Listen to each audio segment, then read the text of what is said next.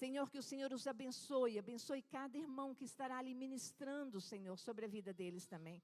Nós oramos, Pai, e os abençoamos em nome de Jesus. Amém? Vamos lá.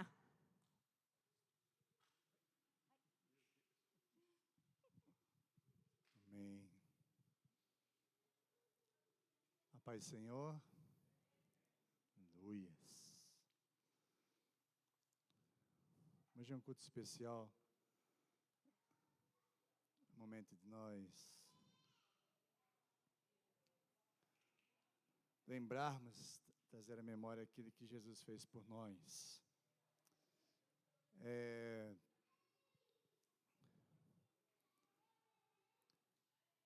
Nós vamos ver algumas coisas, algumas lições que nós podemos aprender da mesa de Jesus. Amém? E nós vamos ler no Evangelho de Lucas, capítulo 22, versículo 19 a 20, que diz assim, Lucas 22, 19 a 20 diz, tomando o pão, deu graças, partiu e o deu aos seus discípulos, dizendo, isso é meu corpo, dado em favor de vocês, façam isso em memória de mim. Da mesma forma, depois da ceia, ele tomou o cálice dizendo, esse cálice é a nova aliança do meu sangue, derramado em favor de vocês. Vamos orar? Pai, nós lemos a Tua palavra. Obrigado, Senhor, pelo Teu sacrifício na cruz do Calvário por nós. Desde já nós queremos Te louvar, Senhor, e Te agradecer por esse ato tão grande de amor, como nós já cantamos aqui nessa noite. Esse amor ousado, esse amor extravagante, esse amor que vai além da nossa compreensão, porque nós não conseguimos entender a altura, a profundidade, a largura, o comprimento do amor do Senhor por nós. Mas que nessa noite, através do Teu Espírito Santo, o Senhor possa se revelar aos nossos corações de uma maneira especial. Nós oramos em nome de Jesus. Amém. Aleluias. Pode tomar assento. Agora eu quero ler um texto de Marcos, capítulo 14, que fala também sobre a ceia do Senhor. E nós vamos aprender algumas lições dentro desse texto aí. Então diz assim, Marcos, capítulo 14, no versículo 12 em diante, diz assim, no primeiro dia da festa dos pães sem fermento, quando se costumava sacrificar o cordeiro pascal, os discípulos de Jesus lhe perguntaram, onde queres que vamos e te preparemos a refeição da Páscoa? Então, ele enviou 2 dos seus discípulos, dizendo-lhes, entre na cidade, e um homem carregando um pote de água virá ao encontro de vocês. Sigam-no e digam ao dono da casa em que ele entrar. O mestre pergunta, onde é o meu salão de hóspedes, no qual poderei comer a Páscoa com meus discípulos? Ele lhes mostrará uma ampla sala no andar superior, mobiliada e pronta. Façam ali os preparativos para nós. Os discípulos se retiraram e entraram na cidade e encontraram tudo como Jesus lhes tinha dito e prepararam a Páscoa. Ao anoitecer, Jesus chegou com os 12 e quando estavam comendo, reclinados à mesa, Jesus disse, digo-lhes que certamente um de vocês me trairá, alguém que está comendo comigo. Eles ficaram tristes e um por um lhe disseram, com certeza não sou eu. Afirmou Jesus, é um dos 12, alguém que come comigo no mesmo prato. O Filho do Homem vai, como está escrito, a seu respeito, mas ai daquele que trai o Filho do Homem. melhor lhe teria não haver nascido. Enquanto comiam, Jesus tomou o pão e deu graças, partiu e deu aos discípulos, dizendo: tomem isso, é meu corpo. E em seguida, tomou o cálice e deu graças, ofereceu aos discípulos e todos comeram. E lhes disse: esse é meu sangue da aliança, que é derramado em favor de muitos. Eu lhes afirmo que não beberei outra vez do fruto da videira, até aquele dia em que beberei o vinho novo do meu reino, do reino de Deus. Depois de terem cantado um hino, saíram para o Monte das Oliveiras. Então, nesse texto, nós vemos aqui no capítulo de Marcos, onde Marcos escreveu que havia chegado um dos momentos finais da vida de Jesus. Era a última semana da vida dele aqui na terra. A partir dessa ceia, ele não comeria mais junto com seus discípulos. Durante anos, Jesus teve um tempo junto com eles, celebrando a Páscoa, porque todo ano eles celebravam a Páscoa, eles entendiam, né, que a Páscoa foi um marco na vida deles, né, porque foi onde eles foram libertos, né, do Egito, de Faraó, e aí eles foram então, né, libertos de toda a opressão do Egito, do mundo e de Faraó, e eles celebraram a Páscoa. A partir daquele momento, então, foi a primeira Páscoa, né? Está lá em Êxodo capítulo 12. E aí, então, eles tinham todo um preparativo. A partir daí, então, a Páscoa ficou como um marco, né? Como um memorial na vida deles, do povo de Israel, do povo de Deus. Sempre, todo ano, eles tinham como um mandamento, como um memorial, trazer sempre a lembrança de que eles foram libertos dos seus opressores, que eles foram ali, então o povo de Deus foi liberto de toda a opressão, de toda a injustiça, de toda a escravidão que eles estavam vivendo, e eles sempre tinham que celebrar isso. Ficou como um memorial para eles. E com certeza os discípulos de Jesus nasceram, né, com esse costume, porque eram judeus. Todo ano eles celebravam a Páscoa e lembravam a sua libertação do Egito, a sua libertação do poder, né, de Faraó sobre a vida deles. E agora, mais uma vez, Jesus estava ali para cear junto com eles, e essa era a última ceia. Então, essa palavra última ceia, ela está lá em 1 Coríntios, né, onde fala a última ceia. 1 Coríntios capítulo 11, o apóstolo Paulo, ele fala sobre a última ceia, né, de Jesus, e aí então ele começa a falar. Mas é interessante que essa última refeição, ela fala sobre a comunhão que Jesus teve com os seus discípulos, o último momento de estar junto.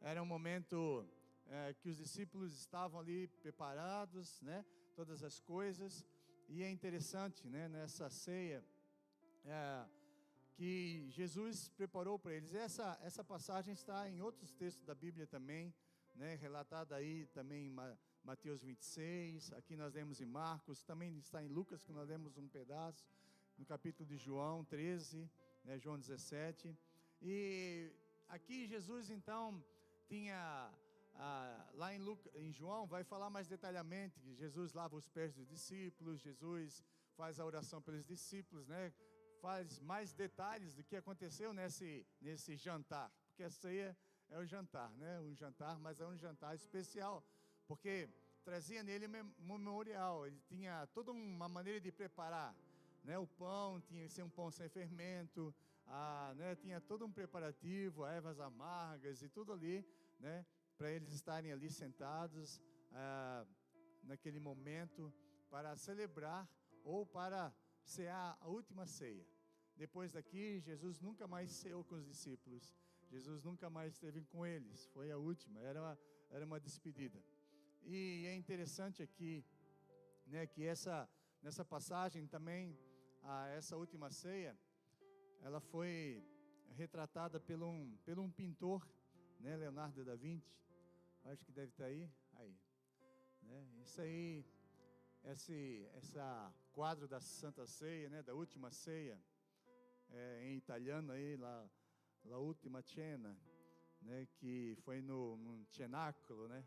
Ou seja, Leonardo da Vinci pintou lá na igreja de Santa Maria delle Grazie, em Milano, lá na Itália. Então é uma igreja e é 8 metros, né? Uma pintura assim enorme.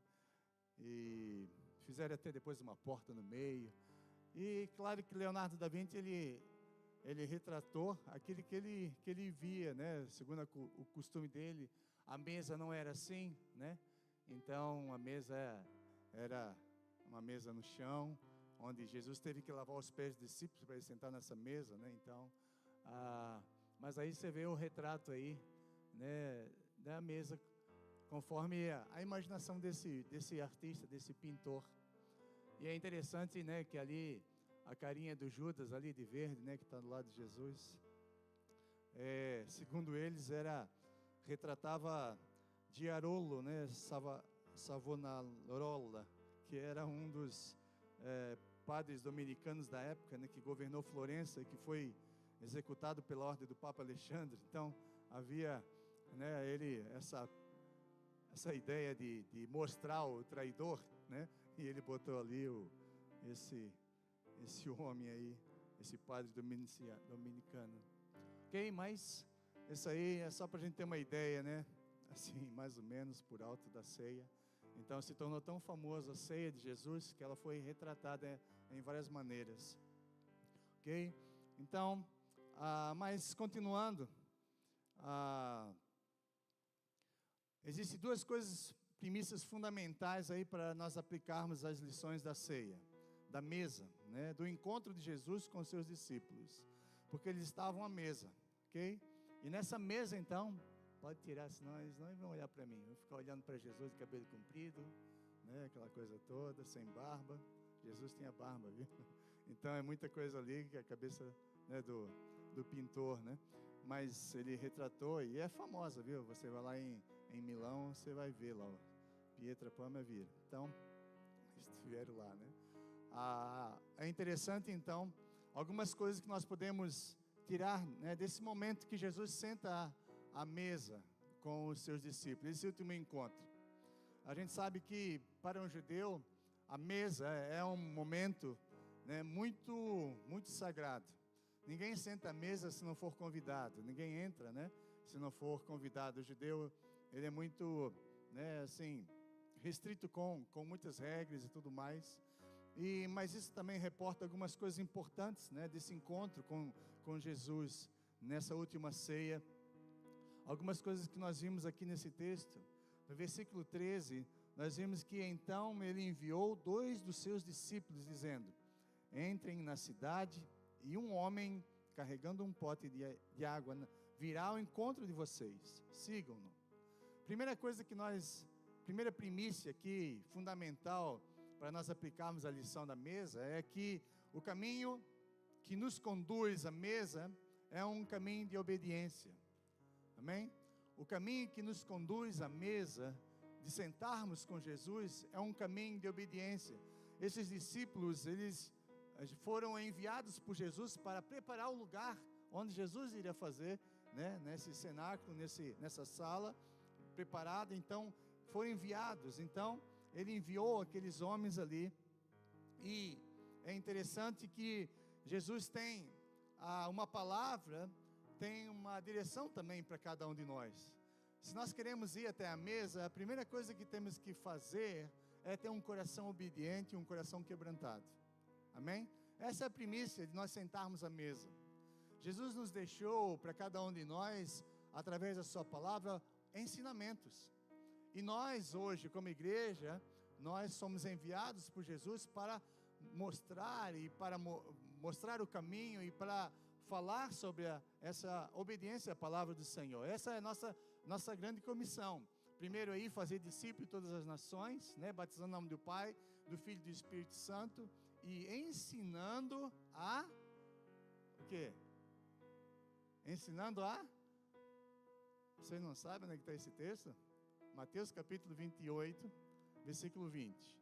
Né? Não está aqui na nossa passagem aqui, mas Mateus 28, 20, ele diz assim: nós somos discípulos do Senhor, okay? Diz assim, ensinando-os ao quê?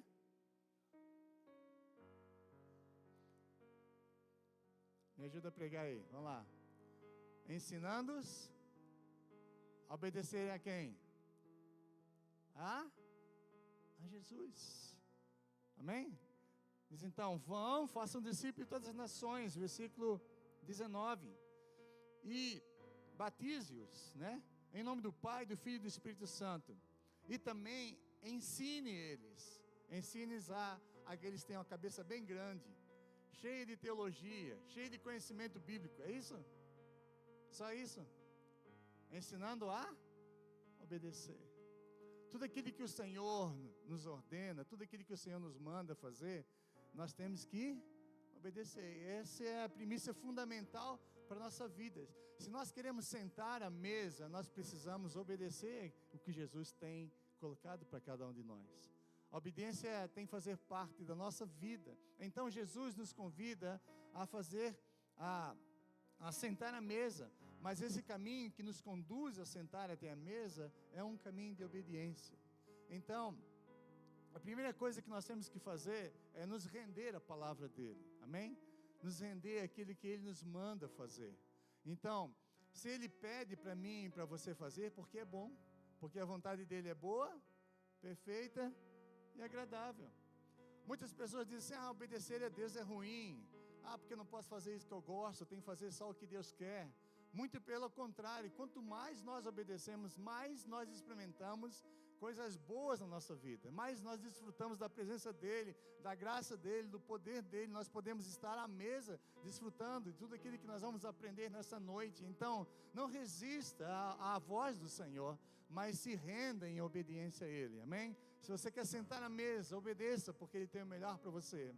A segunda premissa que nós vimos aqui, está no versículo 14, diz assim, né, lá de Marcos 14, versículo 14, diz assim: e digam ao dono da casa em que ele entrar, o mestre pergunta, onde é o meu salão de hóspedes, no qual poderei comer a Páscoa com meus discípulos. Segunda primícia, a intimidade de sentar à mesa é um privilégio reservado aos discípulos.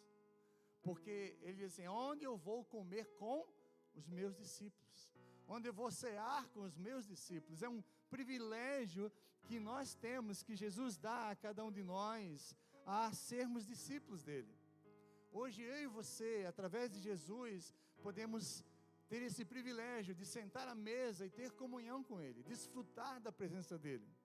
Imagine quantos homens e mulheres existiam naquela época, mas só 12 estavam juntos com Jesus naquele cenáculo. Só 12 estavam sentados à mesa, porque esses 12 foram escolhidos pelo Senhor, e eles tinham um privilégio. Mas a verdade é hoje, para nós hoje, que todos aqueles que crerem em Jesus são discípulos de Jesus, amém? Todos aqueles que estão com Ele, todos aqueles que abriram seu coração para Ele, renderam a sua vida para Ele, são discípulos de Jesus. Ele mandou nos fazer discípulos. Nós hoje, alguém falou de Jesus para nós e nós aceitamos seguir a Ele. Então nós hoje temos esse privilégio de poder sentar à mesa com Jesus e desfrutar da sua presença, amém? Naquele tempo eram 12, mas hoje foi aberto para todos nós. Todos nós podemos ser discípulos e seguidores de Jesus e ter esse privilégio de desfrutar da presença, da intimidade de Jesus. Nós precisamos desfrutar dessa intimidade. Não é uma religião que nós estamos falando aqui. Nós estamos falando de desfrutar de uma presença do Senhor, do nosso Pai amado, né? Do nosso Deus querido, do nosso Senhor Jesus. Você tem esse privilégio de poder sentar à mesa com Ele, desfrutar dessa presença gloriosa com o Senhor. Hoje de manhã nós estávamos ali, né, tem um curso, né, poderoso que a gente estava fazendo hoje de manhã nós choramos, né? Abrimos nosso coração, quem estava, né? Deus falou conosco, foi um momento muito ímpar na nossa vida, muito intenso, porque quando nós começamos a nos aquietar na presença dEle, e pedir para Ele entrar, e convidar Ele a fazer parte, né, naquele momento, nós começamos então a sentir a presença dEle na nossa vida tão forte, ouvir a voz dEle. Ele estava falando conosco, cada um em particular, dentro da sua necessidade, né? Então foi tão tremendo. Não é qualquer um que pode fazer isso, somente aqueles que têm intimidade com Ele, somente aqueles que se sentam à sua mesa. Mas Jesus convida você também a experimentar disso.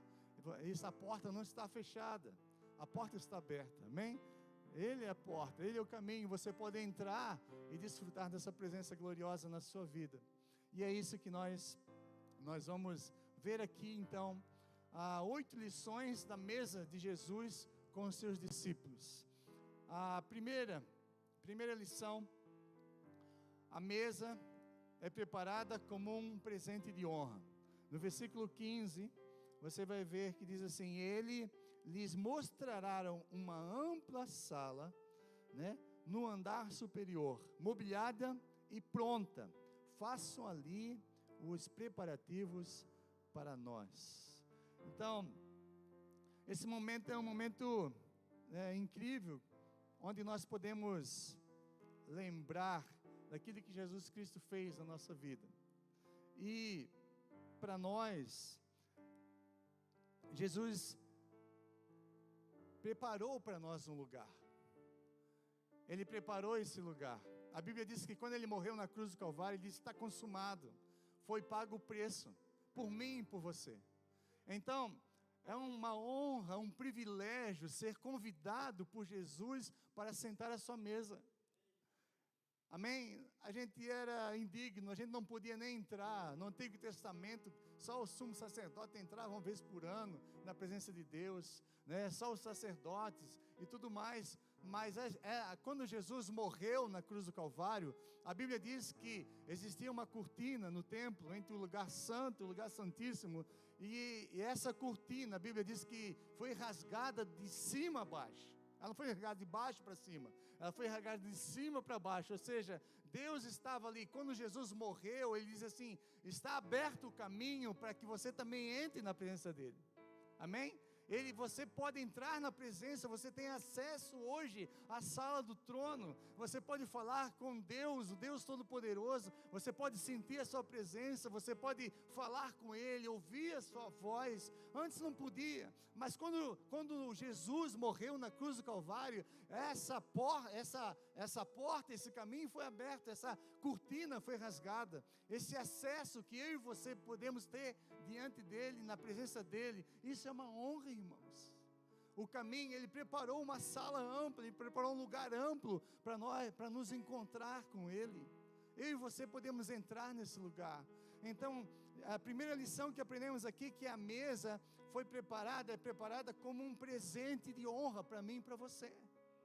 É por isso que aqueles que desprezarem o sacrifício de Jesus, aquilo que Jesus fez, desprezarem Jesus, eles vão ser condenados não por causa dos seus pecados, mas porque não creram no nome do Filho de Deus, porque não aceitaram o sacrifício de Jesus. Porque a única maneira de eu e você entrarmos no céu não é por nosso merecimento, porque nós somos bonzinhos, que nós viemos no culto, que nós fizemos isso, aquilo. Nós só podemos entrar na presença de Deus por causa do sacrifício de Jesus por nós. E se o homem então recusa o sacrifício de Jesus, não tem salvação para ele. Porque alguém precisa morrer pelos nossos pecados, alguém precisa pagar pelos nossos pecados. O salário do pecado é a morte, mas Jesus pagou por nós, e Ele nos oferece como um presente para nós entrarmos na presença dEle. E você pode receber isso. É uma honra você ser convidado, nós sermos convidados para entrar nesse lugar. Um lugar que ninguém pode entrar, só aqueles que são lavados e redimidos pelo sangue do Cordeiro, esses podem entrar na presença do Senhor e desfrutar da sua presença. Então, é uma honra ser convidado. A primeira lição que aprendemos aqui, então a mesa é um presente de honra para nós. Aceite esse convite. Se você ainda não aceitou, se você ainda não se rendeu, né? Se você acha que a gente só cumpre algumas obrigações religiosas aqui, não estamos falando nada disso. Eu estou falando de um relacionamento. E Jesus te convida nessa noite a você desfrutar dessa presença, desse presente, né? De ser salvo, de ser transformado. Essa é a primeira lição. A segunda lição que nós vimos aqui,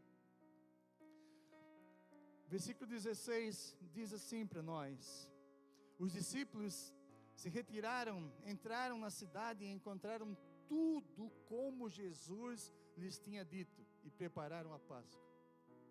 Segunda coisa, a mesa é um lugar de fé e promessa cumprida. Amém? Jesus falou assim: vocês vão encontrar um homem. Esse homem está levando, né, um canto na cabeça, que é uma coisa de mulher fazer, mas ele estava fazendo isso. Segue esse homem e vão na casa dele, porque ele é um servo. Ele vai na casa do dono da casa. Ele chega e vocês vão encontrar o dono da casa. E chegar lá e fala assim: o meu mestre pediu aí um lugar para a gente fazer a ceia. Onde é que é? Um lugar que é meu, ele fala, né? Interessante, você viu ali, né? Esse detalhe aí. O meu lugar preparado ali para mim. Porque Jesus é dono de tudo, irmãos. Amém? Nós só somos mordomos, né? E ele entendia isso, esse homem, esse dono da casa. Tem um lugar amplo e bonito, tudo preparado, imobiliado, para que você possa preparar a ceia.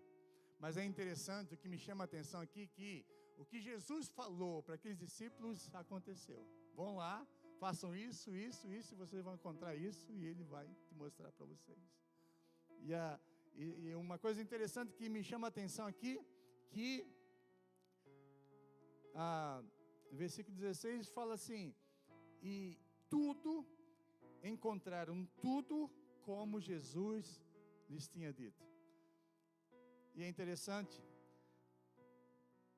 que a segunda coisa que aprendemos é que a mesa é um lugar de fé e promessa cumprida. Amém? Tudo aquilo que Jesus falou e prometeu, Ele cumpriu. Amém? Tudo aquilo que Deus falou tem se cumprido durante anos e séculos, porque Ele é um Deus que cumpre as suas promessas.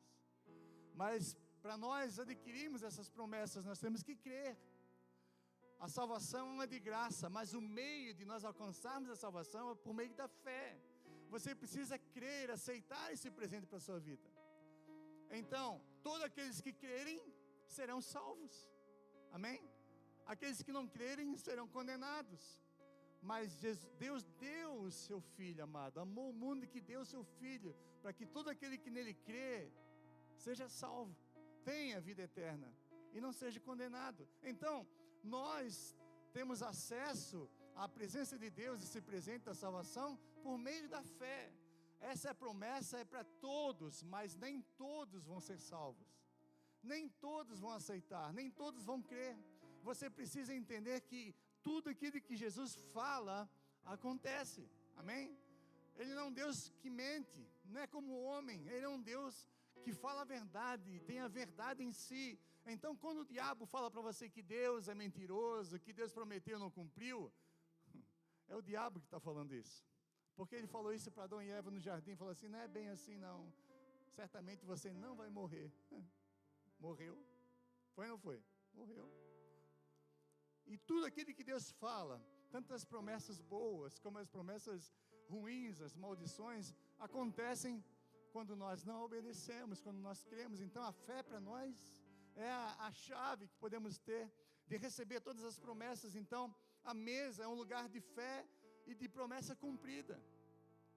Quando Jesus estava à mesa, tudo estava ali se cumprindo na vida de Jesus. Ele era o Cordeiro de Deus, o Cordeiro Pascual, que ia morrer por nós. No Antigo Testamento foi profetizado: vocês precisam preparar para a Páscoa um cordeiro de 1 ano, sem defeito, e esse cordeiro tem que ser sem defeito, e Jesus foi o cordeiro sem defeito.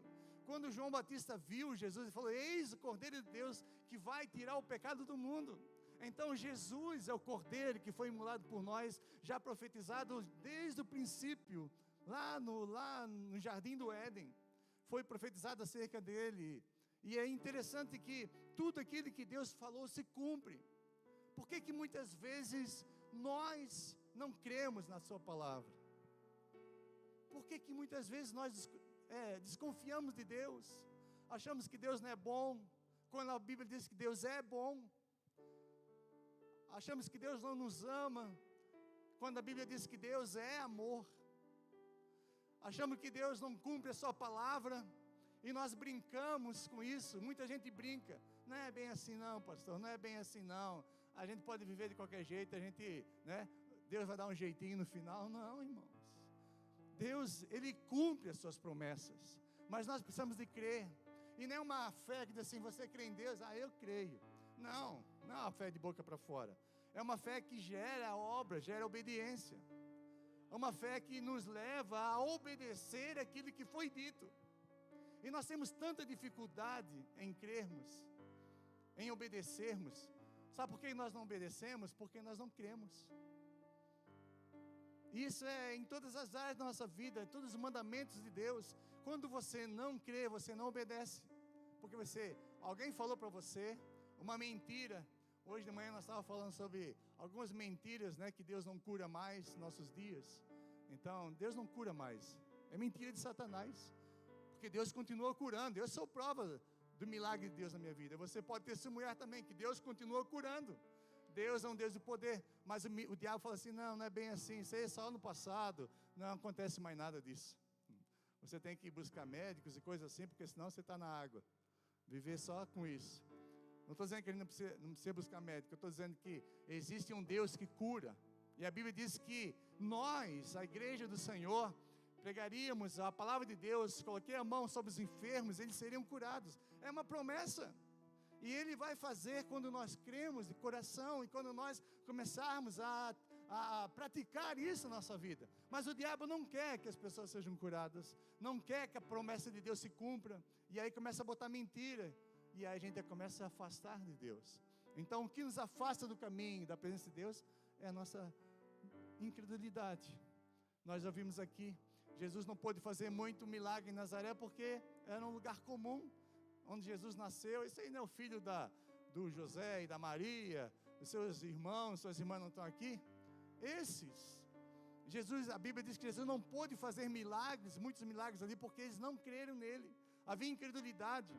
Hoje, muitas pessoas se acostumaram com Jesus e não creem mais que Ele é um Deus poderoso, que Ele é o mesmo ontem, hoje e será eternamente. Deus não muda, não há sombra de dúvida. Ou Deus só opera no Antigo Testamento e no Novo, não. A Bíblia diz que Deus continua operando ainda hoje. Ele operou no passado, operou nos dias de Jesus quando esteve aqui na terra, e continua operando através da sua igreja. Eu e você somos o reino de Deus aqui. Nós falamos sobre isso ontem. Nós somos o reino de Deus aqui. A igreja foi instituída por Jesus para trazer o céu na terra.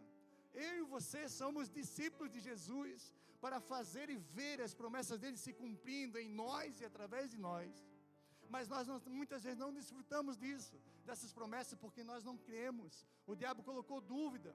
Nós cantamos aqui que Deus vai buscar-nos em qualquer lugar, vai subir os montes, vai buscar-nos até nos encontrar. Porque muitas vezes tem que destruir sofismas, destruir fortalezas, coisas que se levantam contra o conhecimento, contra a palavra de Deus. E o que acontece é a dúvida. Mas nós precisamos entender que Deus continua cumprindo com as suas promessas. Amém? Fala para o seu irmão, Jesus continua cumprindo o que prometeu. E se Ele prometeu, se nós cremos nele, seremos salvos. E se nós pregarmos o Evangelho e fazermos discípulos, as pessoas vão seguir Jesus. Mas nós temos que falar, nós temos que obedecer esse mandamento. Deus nos chamou para isso, mas é um grande privilégio. Nós podemos sentar num lugar hoje, onde que Jesus prometeu que nós estaríamos nesse lugar. E é isso, tudo isso porque Jesus cumpre o que fala. Porque Ele é um Deus verdadeiro. Amém? A terceira lição que aprendemos aqui, capítulo 14 de Mateus, versículo 17 e 18 diz: ao anoitecer, Jesus chegou com os 12. Quando estava comendo, reclinaram à mesa, e Jesus disse: digo-lhes que certamente um de vocês me trairá, alguém que está comendo comigo. É interessante que a mesa é um lugar de confronto do pecado. A mesa é um lugar de confronto do pecado. Naquele momento ali, Jesus então confrontou o pecado. Jesus não deixou passar. Tem alguém aqui na mesa, ele falou, e esse alguém vai me trair. Aí você vê que os discípulos, versículo 19, ficaram tristes. E às vezes, Deus nos entristece falando a verdade para nós não sermos condenados. Porque o que nos condena é os nossos pecados. Jesus morreu pelos nossos pecados. Jesus estava dando a chance, mais a chance, última chance, a oportunidade de Judas se converter ali. De Judas se arrepender dos seus pecados. Judas, eu estou vendo que você vai me trair. Jesus estava falando, só não falou o nome. Tem gente sentada aqui que vai me trair essa noite. Mas, cuidado. Ele vai falar assim, cuidado, porque ai daquele que traiu o Filho do Homem. Cuidado. Ai daquele que virá as costas para mim. Ai daquele. Jesus estava dando oportunidade, confrontando o pecado daquele homem que estava à mesa. E ele vai, então, sai daquele lugar, vende Jesus por 30 moedas de prata. E depois o remorso foi tão grande que ele tenta devolver, desfazer o que ele tinha feito. Aí não adiantava mais, porque ele já tinha feito, já tinha traído, por causa da ganância, da avareza, foi falado ontem aqui, a diferença de Maria e de Judas. Ele amava o dinheiro, e por causa disso, traiu Jesus. É outro Deus. Então o pecado foi confrontado. Jesus não encobriu o pecado. Jesus quis ali consertar um erro. E é isso que Jesus fala conosco. Quando nós somos chamados à mesa, a Bíblia diz assim, aquele que vem, examine-se a si mesmo. Vê se não tem nada no seu coração que impeça chegar à mesa. E Deus, muitas vezes, na Santa Ceia, na ceia, quando nós lembramos, é um momento de nós começarmos a refletir sobre nossos caminhos, sobre as nossas práticas, sobre os nossos hábitos, aquilo que nós precisamos consertar para poder chegar até a mesa. Porque o apóstolo Paulo diz em 1 Coríntios capítulo 11, ele vai falar assim, que aquele que comer indignamente, está trazendo sobre si juízo, está trazendo sobre si condenação. Você está brincando com aquilo que é sagrado, com aquilo que é santo. Ele está dizendo assim, Judas, você está aqui comigo na mesa, mas você pode tomar uma decisão nessa noite. Você pode não encobrir mais seu pecado, mas você pode confessar aqui. E é isso que Deus quer para nós. Ele não estava ali, podia condenar Judas naquele momento ali, podia pegar Judas e falar, você não vai, acabou para você nem entra na mesa, você nem senta aqui. Não, Jesus falou assim, eu te dou uma oportunidade de você descobrir o seu pecado, porque aquele que encobre suas transgressões não prospera, mas aquele que confessa os seus pecados e deixa. Quando nós olhamos para o sacrifício de Jesus, Ele morreu pelos nossos pecados. Deus não encobre nossos pecados. Deus, Ele perdoa os nossos pecados quando nós nos arrependemos e confessamos. Então nessa noite, no momento que nós pensarmos se queremos chegar na mesa, queremos estar na presença de Jesus, desfrutar da presença dEle, é só abrir o seu coração. A Bíblia diz que o sangue de Jesus tem poder de nos purificar de todo pecado. Se nós confessarmos, 1 João capítulo 1, versículo 9, se nós confessarmos nossos pecados, Ele é fiel e justo para nos perdoar e nos purificar de toda injustiça. Então, o que Jesus está nos colocando, não é apontando nossos pecados, mas dizendo para você, você precisa consertar isso na sua vida. Não dá para continuar caminhando a sua vida debaixo do pecado, porque esse caminho é um caminho de morte, é um caminho de separação, um caminho que te traz tristeza para você, para sua família. Todos são afetados por causa dos nossos pecados, mas quando nós encontramos o perdão em Jesus, Ele nos chama à mesa e Ele nos diz, e nos confronta, você pode se redimir do seu pecado. Meu sangue, meu sacrifício tem poder para isso. Judas, faça isso. Só que não falou o nome. Mas essa é a terceira lição. A mesa é um lugar de confrontação do pecado. E nós precisamos, em nome de Jesus, né, confessar os nossos pecados e deixar nossos pecados. Deixe esse caminho e siga o caminho da santidade. Quarta lição. A mesa é um lugar de oportunidade de encontros e mudança. No versículo 19 e 20, a parte A do 20, diz assim: eles ficaram tristes, um por um lhe disseram, com certeza não sou eu. Até Judas, viu? Judas falou, eu não vou te trair. Jesus falou, eu sei. Um por um falou, não vou te trair. E afirmou Jesus, é um dos 12, alguém que come comigo no mesmo prato. Então, na mesa é um lugar de oportunidade, de encontros e mudança. Aquele discípulo estava na mesa com Jesus, mas ele não se arrependeu. Ele foi e fez o que era errado. Mas cada vez que nós temos um encontro com o Senhor, existe mudança. Amém? Cada vez que nós entramos na presença de Jesus, nós mudamos. É por isso que nós buscamos esse momento de encontro, esse momento de estar na casa do Senhor, esse momento de ouvir a palavra, porque traz mudança na nossa vida. Quando nós encontramos realmente com o coração aberto e Jesus está na nossa vida nunca mais é a mesma. Quantas vezes estava fazendo coisas erradas, me dobrei diante do Senhor, pedi perdão, e minha vida foi transformada. Você também teve essa experiência na sua vida, mas infelizmente algumas pessoas resistem à mudança, porque encobrem o seu pecado. Ainda bem que nós temos o 30 semanas, né, que ajuda você a botar para fora. Porque na verdade, nós temos um conceito, né, de ser crente, você tem que mostrar que é santo para todo mundo. Lá dentro está igual o sepulcro caiado, né? Está tudo podre lá dentro. Sua vida com Deus está uma desgraça, seus pecados estão lá incomodando você, aqueles pecados de estimação, que você fica sempre pensando neles, você não consegue abandonar eles, né? Pecado de sexualidade, de avareza, pecado de falta de perdão, amargura. Quantas coisas nós estamos encobrindo. Então, nós temos uma ferramenta, né, que ajuda você a colocar para fora, num ambiente seguro, num ambiente onde as pessoas não vão te julgar pelo aquilo que você faz. Você vai ver que existem pessoas também no mesmo nível que você, porque a Bíblia diz que todos pecaram. Aqui não tem ninguém santinho não, viu?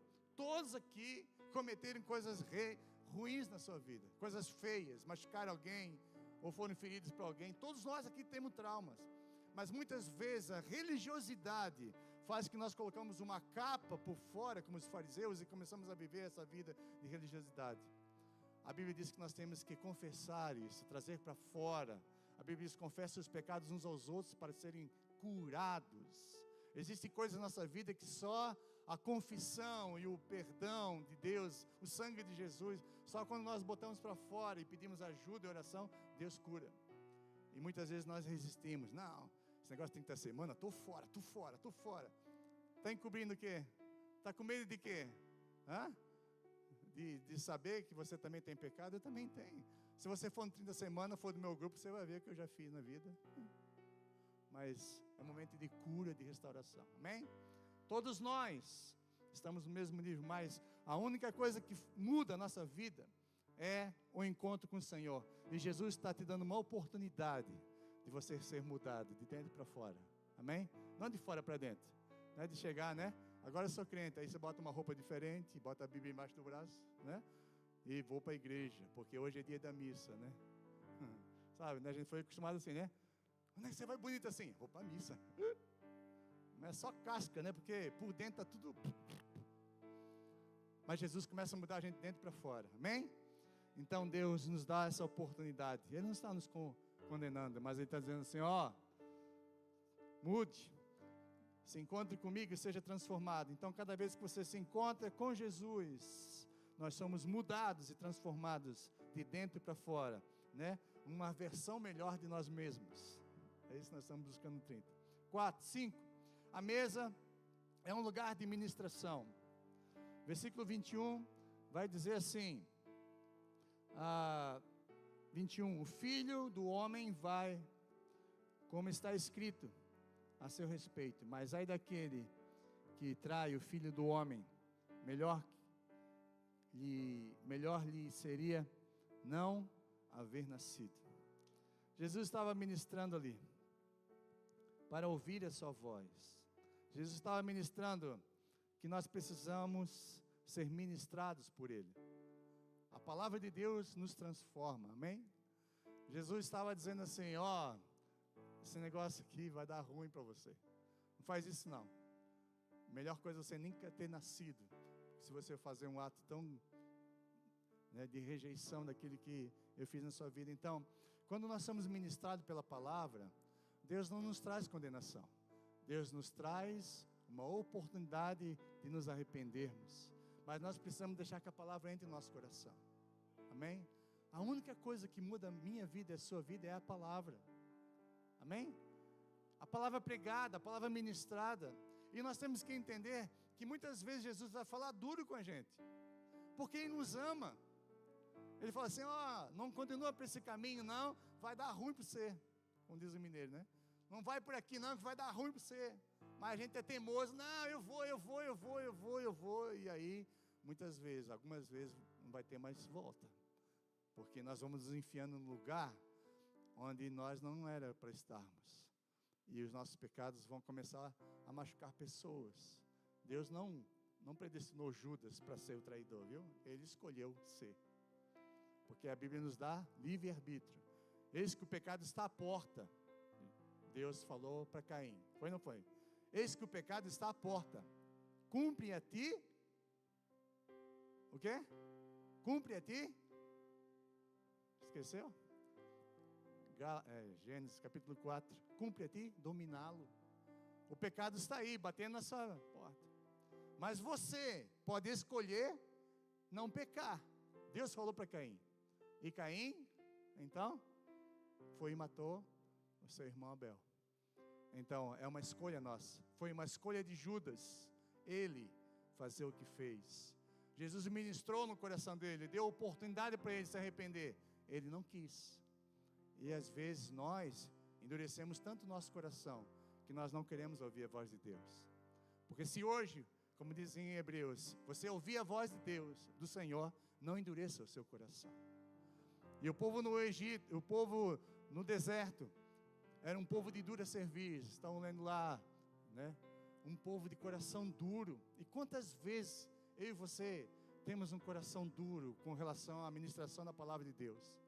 Ontem nós estivemos aqui falando um monte de coisa, né? Sobre o que é o reino de Deus, como viver no reino de Deus, tudo através da palavra de Deus. Mas você, eu não vou fazer isso não. Vai. Deus está ministrando no seu coração, te dando oportunidade de mudança. Não faça igual Judas. Tome outro caminho, o caminho dos 11. Em nome de Jesus. 6. Outra lição que aprendemos, a sexta lição.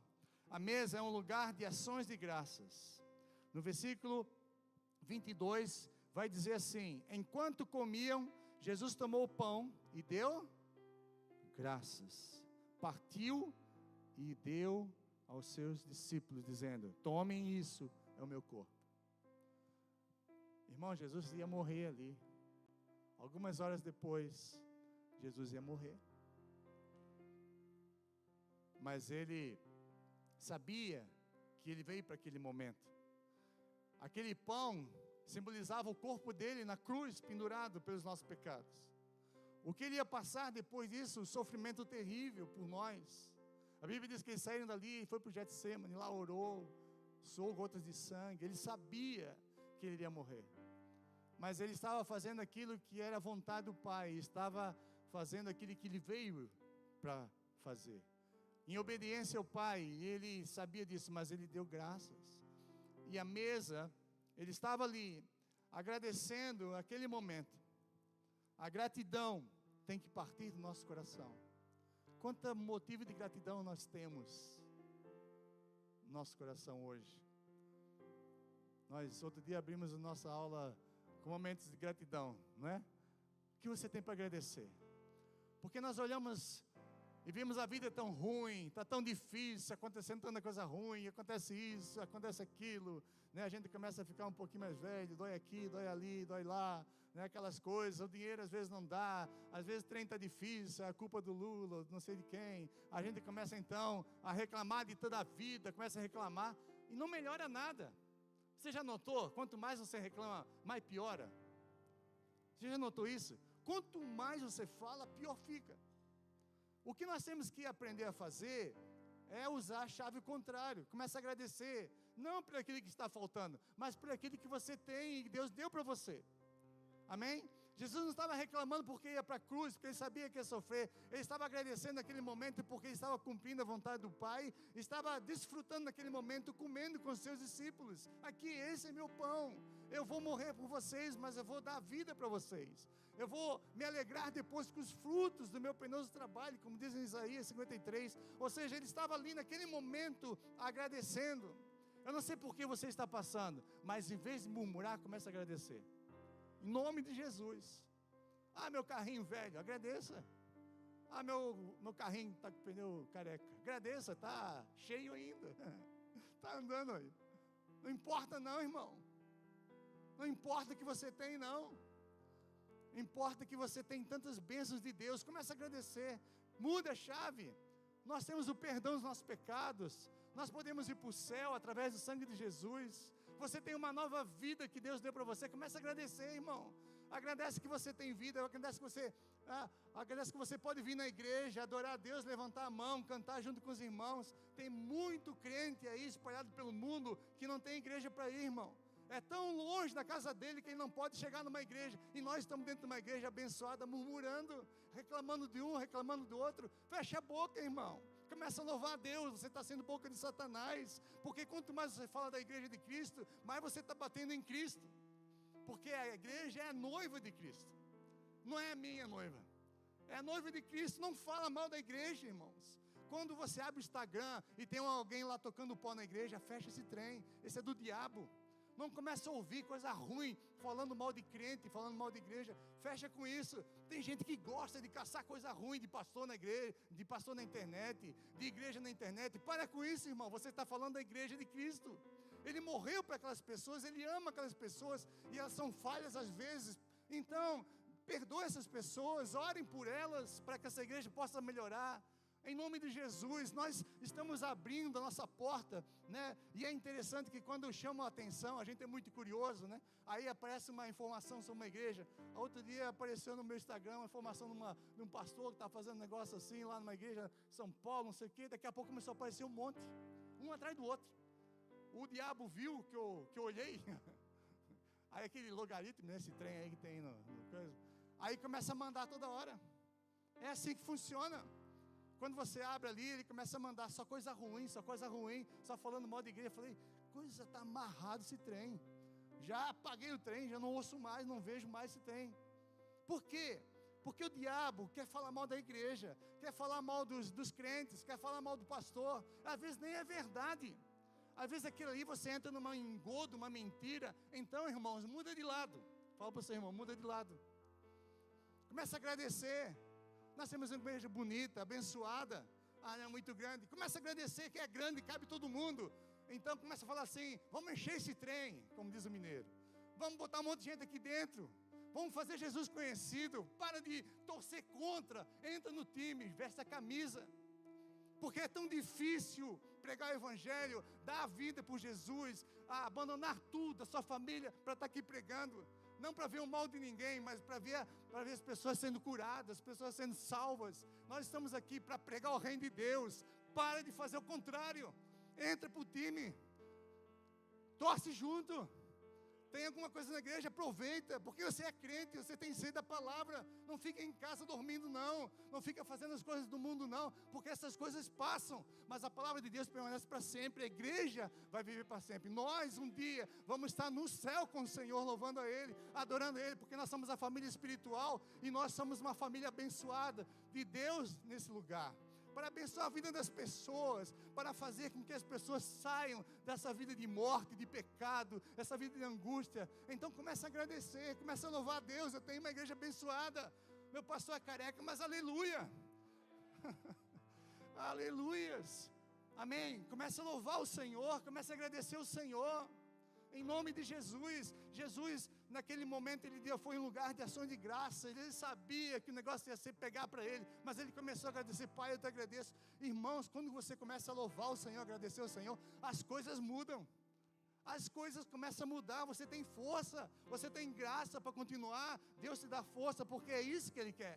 A Bíblia diz: antes, oferecer a Deus orações, súplicas e ações de graças por tudo, amém. Louve ao Senhor, aleluias. Sétima lição: a mesa é um lugar de perdão. No versículo 23 e 24 diz: em seguida tomou o cálice, deu graças, ofereceu aos seus discípulos e todos beberam. E lhes disse: isso é o meu sangue esse é o meu sangue da nova aliança, da aliança que é derramado em favor de muitos. Aleluias. A mesa do Senhor é um lugar de perdão. Jesus não está aqui condenando você e está dizendo assim: você pode ser perdoado se você quiser. Tem um lugar aqui de aceitação para você, um lugar de restauração para você. O Evangelho é um Evangelho de perdão. Se você tem dificuldade de perdoar, abre seu coração para Jesus, porque Ele perdoou muito o seu pecado. Ele nos perdoa toda hora. Nós pecamos muitas vezes, mas quando você abre o seu coração e fala: Jesus, me perdoa, Ele vem com o seu bálsamo, Ele nos abraça, não nos julga. Nós não somos nosso pecado, nós somos filhos amados de Deus, e Deus quer ter uma comunhão com você, um relacionamento com você. Então abra o seu coração, irmão, receba o perdão do Senhor. Para que morrer com essa amargura no seu coração? Se você acha que as pessoas te fizeram mal, você fez muito mal para Deus, muito mais. Se você ler aquela parábola onde que fala que aquele homem não quis perdoar o outro, ele tinha sido perdoado de um monte de pecado, não tinha como pagar a sua dívida. Assim somos nós, eu e você, nós não temos como pagar nossas dívidas, mas Deus nos amou tanto que nos perdoou, morrendo por nós naquela cruz. Então o sangue da nova aliança é um sangue que foi derramado para perdão e remissão dos nossos pecados. Então é um caminho, é um lugar de perdão. Quando você chega à mesa do Senhor, você não se sente digno. Eu não me sinto digno de chegar, mas eu sei que se eu confessar meu pecado, se eu pedir perdão para Deus, Ele me perdoa, me abraça, me aceita. O filho pródigo, quando voltou para casa, o pai não falou assim: você está catingando, hein? Cheio de porco. Nossa, dá para chegar perto não. Você já sentiu o cheiro de porco, você sabe como é que é, né? Tem uns vizinhos lá que criam porco perto de casa, Deus me livre daquilo. Quando bate esse sol quente assim, ó, sai de perto, irmão. O trem catinga mesmo. Agora você imagina aquele filho pródigo voltando para o pai todo cheirosinho, bonitão, né? Em casa, e o filho chega todo sujo, catingando. Aí o pai fala assim: sai para lá, catinguento. Sai para lá, traidor. Você não queria me matar? Sai fora. Você não queria, né, me ver morto? Ele não falou nada disso, irmão. É a mesma coisa que Deus faz comigo e com você. Não importa o que você fez, não importa os seus pecados, o tamanho do seu pecado. Se você cai em si, se arrepende e volta para casa, volta para a presença do Pai, a Bíblia diz que Ele abre os braços e diz assim: vamos fazer uma festa, porque esse filho estava morto e agora ele se arrependeu. A Bíblia diz que quando um pecador se arrepende, é festa no céu, irmãos. Quando uma pessoa se arrepende dos seus pecados, quando nós nos arrependemos, quando nós confessamos nosso pecado, a festa no céu, os anjos estão lá fazendo festa, aleluia, mais um, vamos dançar, né? Aleluia, porque esse se arrependeu e voltou para os meus braços. Vamos fazer uma festa, vamos fazer um churrasco aqui e matar um boi. Aleluia, falando em churrasco, vocês vão até rir. Deus faz festa quando a gente se arrepende. Ele não joga na nossa cara nossos pecados, mas Ele faz festa porque Ele sabe que você se arrependeu. Ele sabe que é mais um, que valeu a pena o sacrifício dele naquela cruz. Valeu a pena. É isso que diz, né? Mais um, valeu a pena. E oitavo e último, versículo 25 e 26 diz assim: eu lhes afirmo que não beberei outra vez do fruto da videira, até aquele dia em que beberei o vinho novo no reino de Deus. Depois saiu dali e cantaram louvor, aleluias, um hino.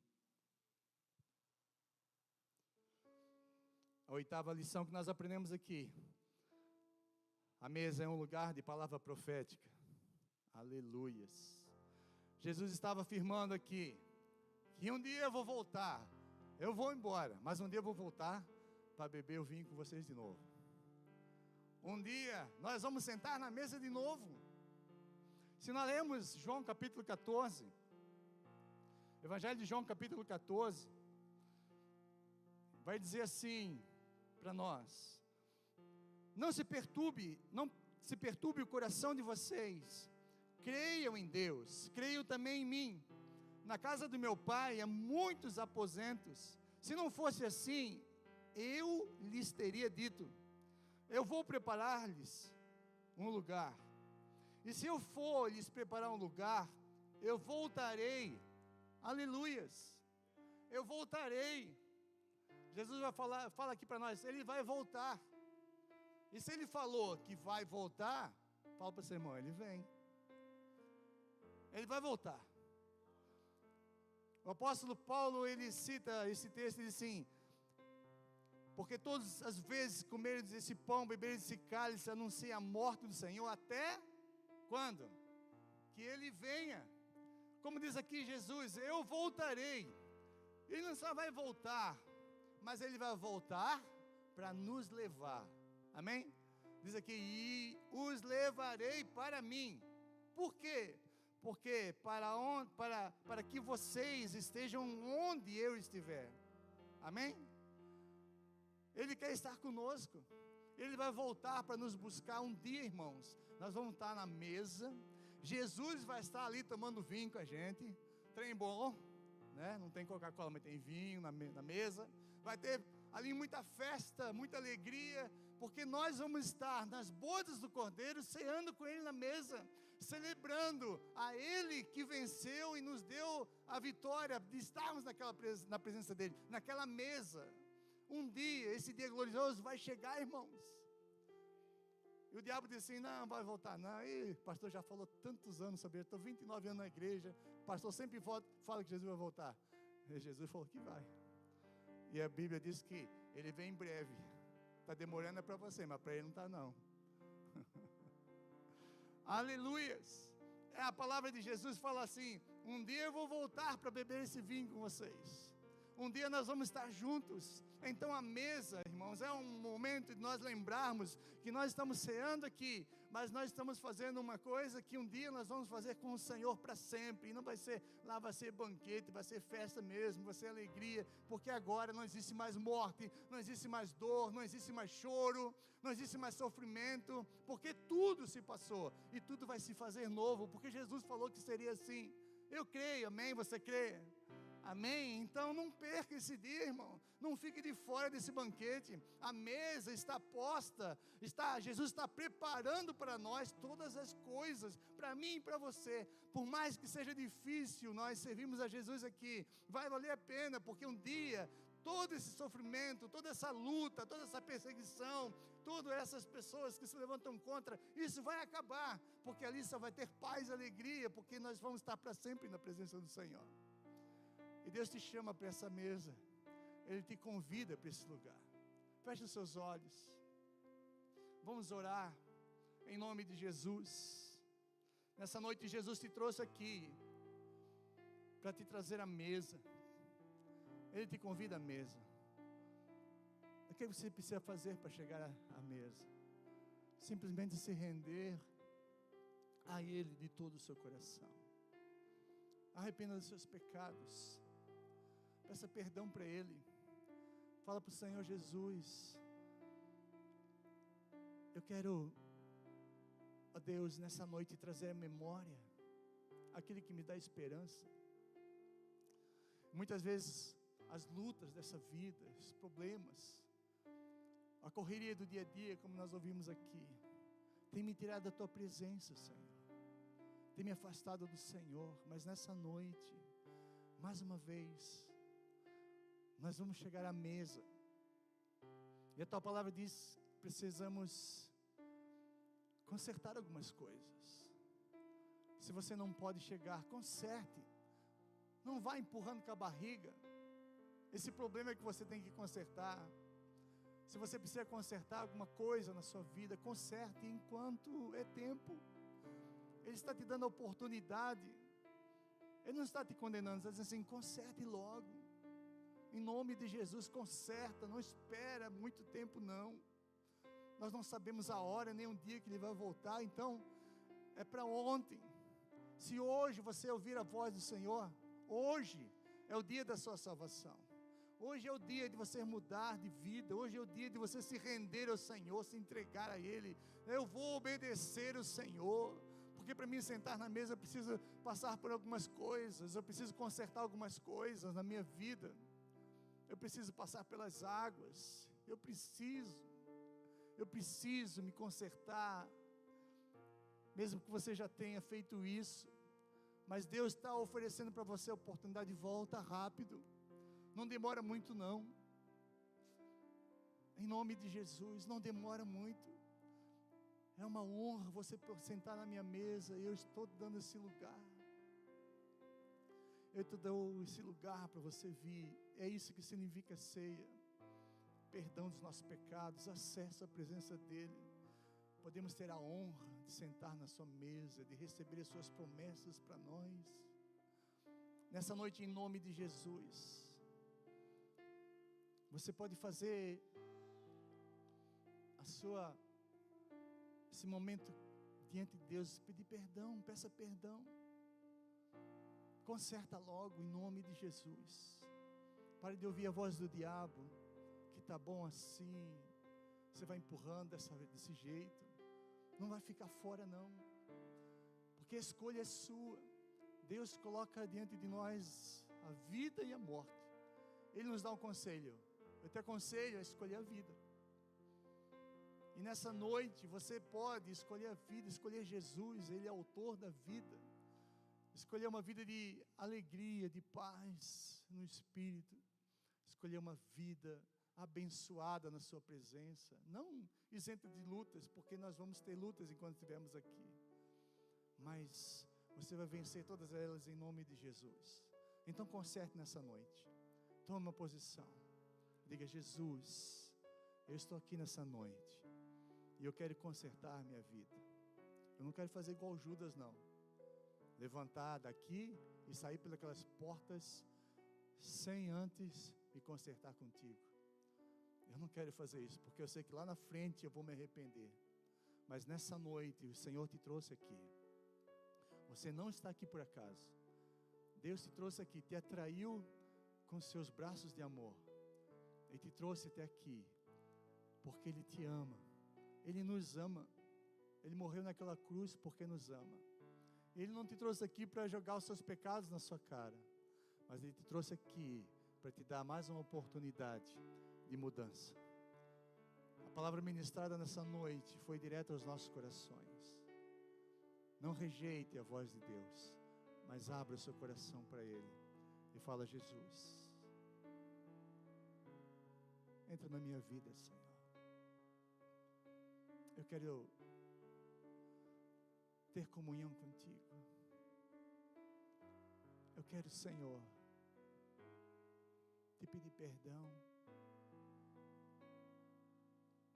os meus pecados, Jesus. Ó Deus, te entristeceram tanto, mas nessa noite me perdoa, Senhor. Transforma a minha vida, Jesus. Eu sei que Tu podes. Há poder no Teu sacrifício, há poder no sangue. Esse sangue poderoso tem poder de perdoar qualquer pecado. E eu te peço perdão nessa noite, em nome de Jesus. Também quero perdoar aqueles que me ofenderam, Senhor. Quero fazer como o Senhor fez. Eu perdoo essas pessoas. Pessoas que me maltrataram, pessoas que falaram coisas ruins de mim, pessoas que me abandonaram, que me rejeitaram. Nessa noite eu quero perdoar em nome de Jesus, liberar. Eu libero em nome de Jesus, porque eu sei, Senhor, que o Senhor pode fazer isso na minha vida, me curar, me transformar. Eu quero ser digno de entrar na Tua presença, não pelas minhas obras, mas pelo aquilo que o Senhor fez. E que minha fé, Senhor, possa ser depositada inteiramente no Teu sacrifício, em nome de Jesus, em nome de Jesus. Se você fez essa oração, eu quero orar por você, em nome de Jesus. Coloque a mão no seu coração e diga: Pai, eu quero abençoar essa vida, Senhor, essa pessoa, nessa noite. Eu quero te pedir que Teu Espírito Santo, que ministrou essa palavra, Senhor, possa dar força para essa pessoa sair daqui e tomar algumas posições de obediência ao Senhor. Não ficar empurrando, mas decidir, ó Deus, de uma vez por todas, se acertar diante do Senhor. Se acertar, Senhor, ó Deus, perdoar, reparar, em nome de Jesus. Transforma com Teu poder, e que Teu Espírito Santo faça isso. Aqueles que já Te conhecem, Senhor, já estão no Teu caminho, mas por algum momento, Senhor, ó Deus, estão frios na fé.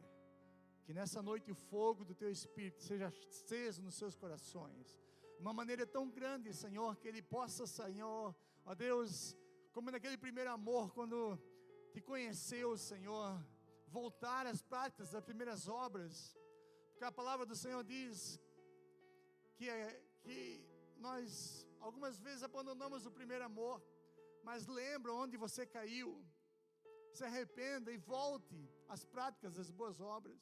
E nessa noite Jesus está te levando a você, como aquele filho pródigo, ou como aquele filho que está em casa, que não desfruta de todas as bênçãos do Senhor, tomar uma posição e dizer: aleluias, obrigado pelo perdão, Senhor, obrigado pela segunda chance, eu posso me levantar, eu posso, ó Deus, em nome de Jesus, por causa do Teu perdão. E eu oro por essas vidas também nessa noite, que não saiam daqui, Senhor, ó Deus, sem ter uma intimidade com o Senhor, e que não, ó Deus, comam de um pão e tomam de um vinho, Senhor, ó Deus, como Judas fez, porque isso vai trazer condenação e morte. É isso que a Tua palavra diz: aquele que bebe indignamente e come meu corpo e bebe meu sangue indignamente é réu. É como se mandasse eu para a cruz, é como se estivesse legalizando tudo aquilo, sofrimento. Mas nessa noite, aqui não existe Judas, Senhor, aqui só existe